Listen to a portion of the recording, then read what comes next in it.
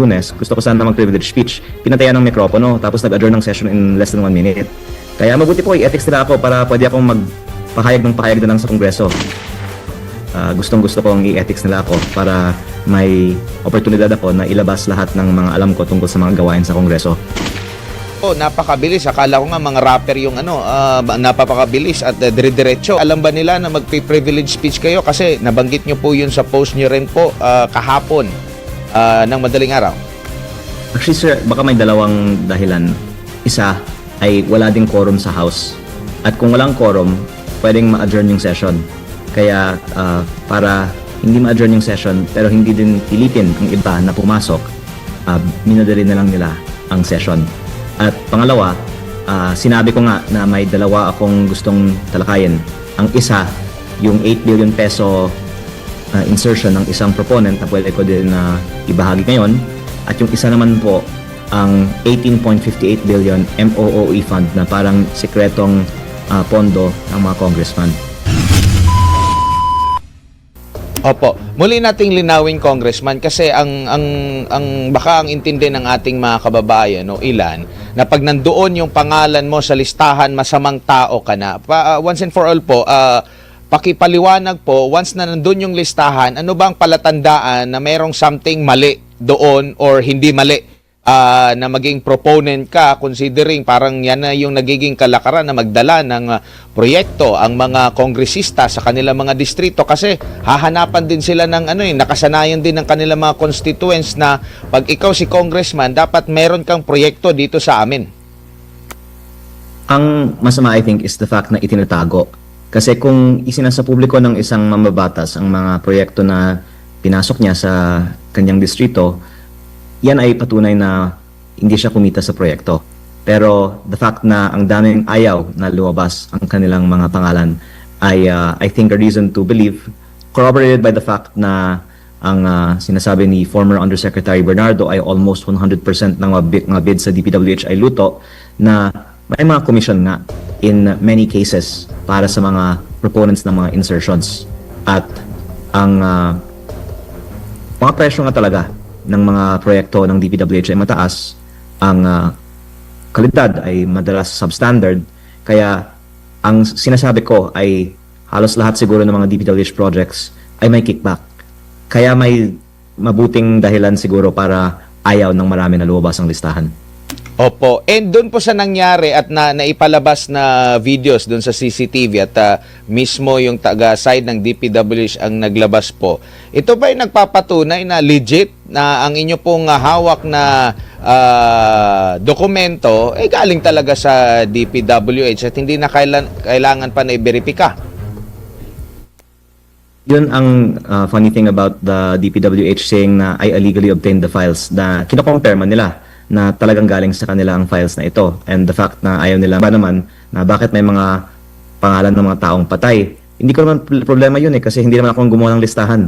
Kaya tama ka po, ito po ay patunay na authentic ang listahang ito.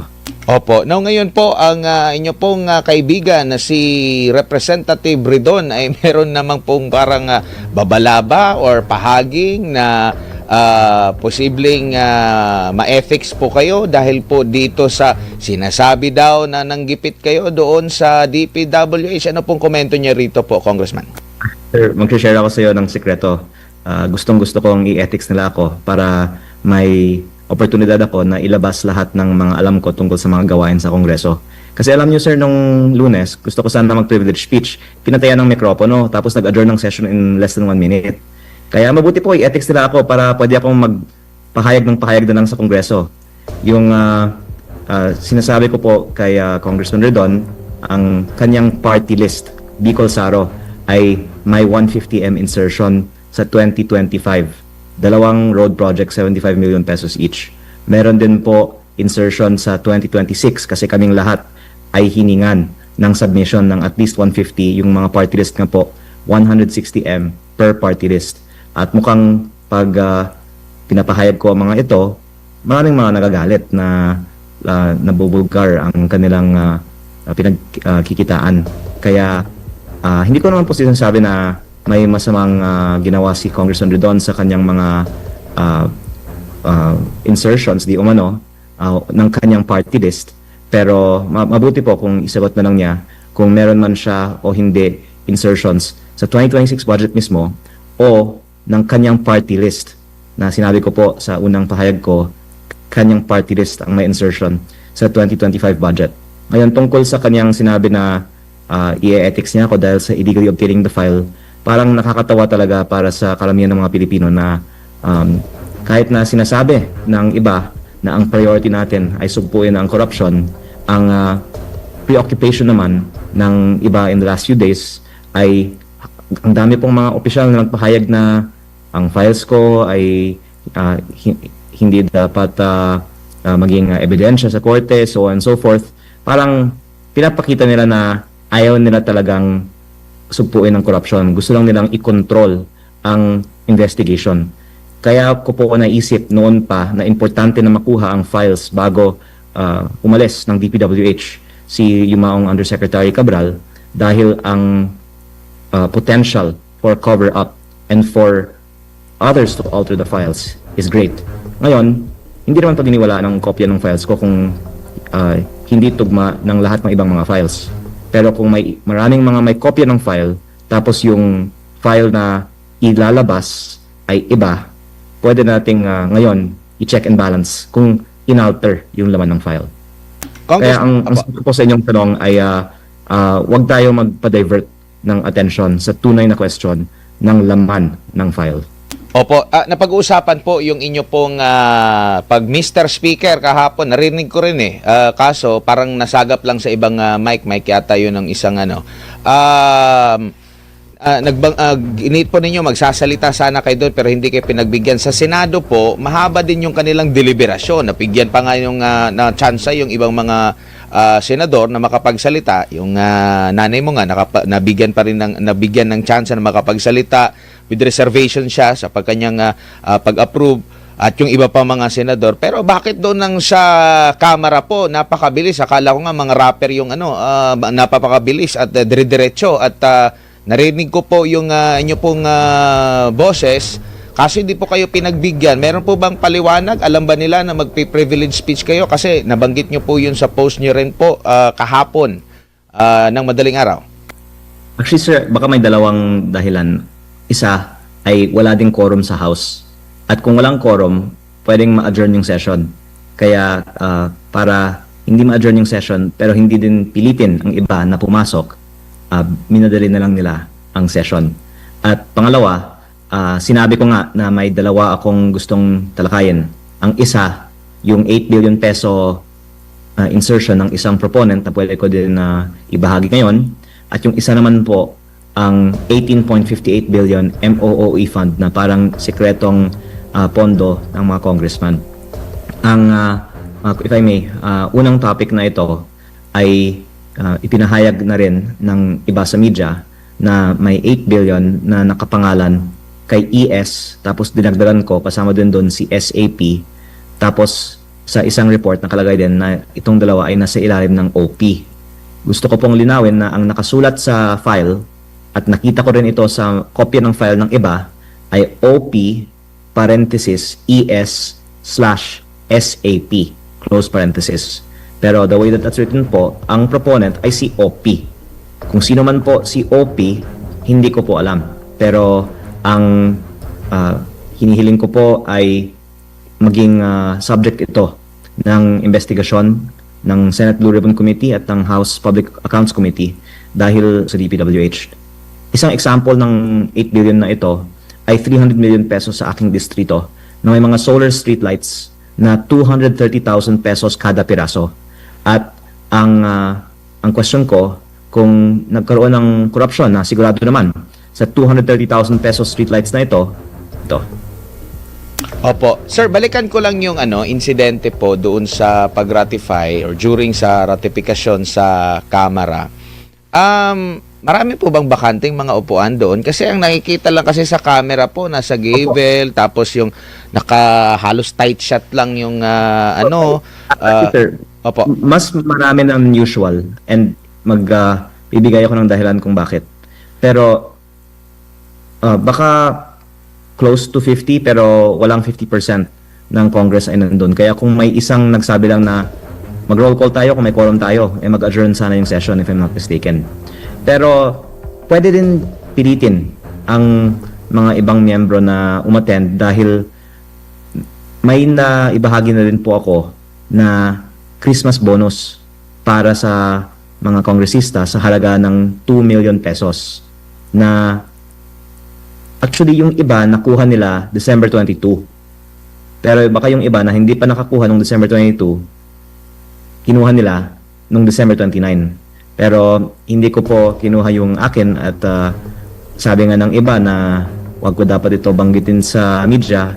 Pero kaya ko po ito nire-raise dahil itinaas ng Kongreso ang sarili naming budget by 10.5 billion pesos, of which 7.8 billion pesos is sa MOOE na hindi dumaan sa debate. Biglang lumabas lang sa substitute bill.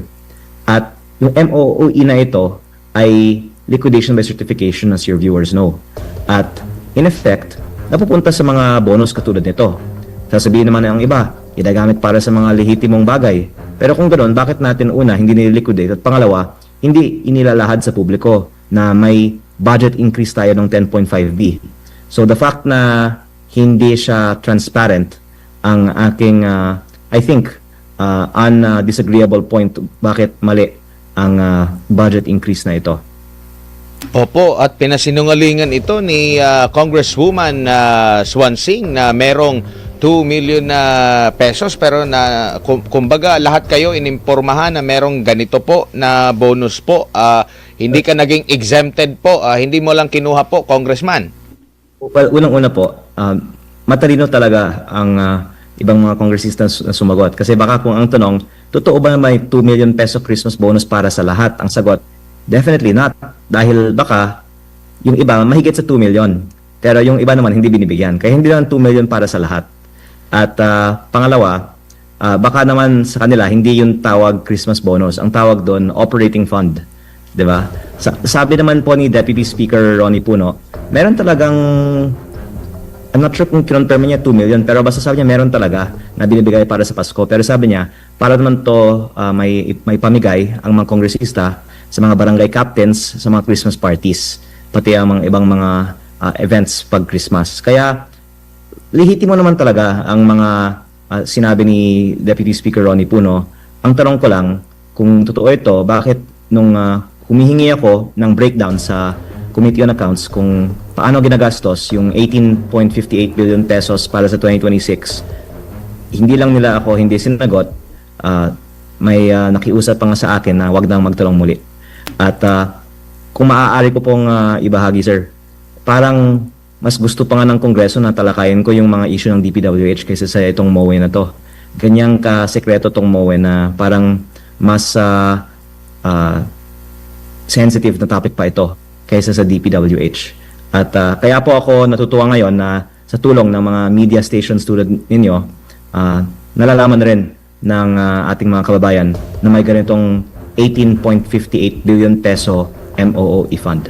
Opo, at matagal na rin pong nare-raise yan kasi yan po, hindi na kailangan ng resibo. Ano lang, certification lang. Yung ordinaryong Juan de la Cruz, pinapaliquidate ng tama. Tapos ang gobyerno na gumagamit po ng pera ng taong bayan, by certification lang na ganito ginamit.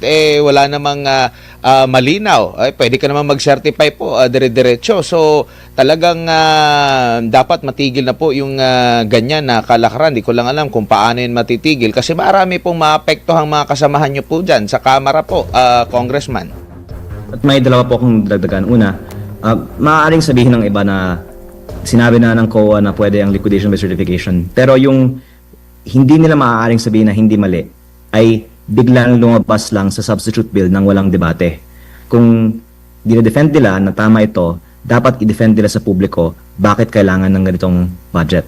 At pangalawa, bahagi din ng 18.58 billion na to ay napupunta daw sa mga keyboard warriors. In fact, meron pong publicly disclosed na CARE program ang House para ang mga kongresista ay may 10 to 100 slots bawat isa at may training sa Kongreso ng mga social media consultants nila ng ano ang pwede nilang i-post sa Facebook para ipagtanggol ang Kongreso.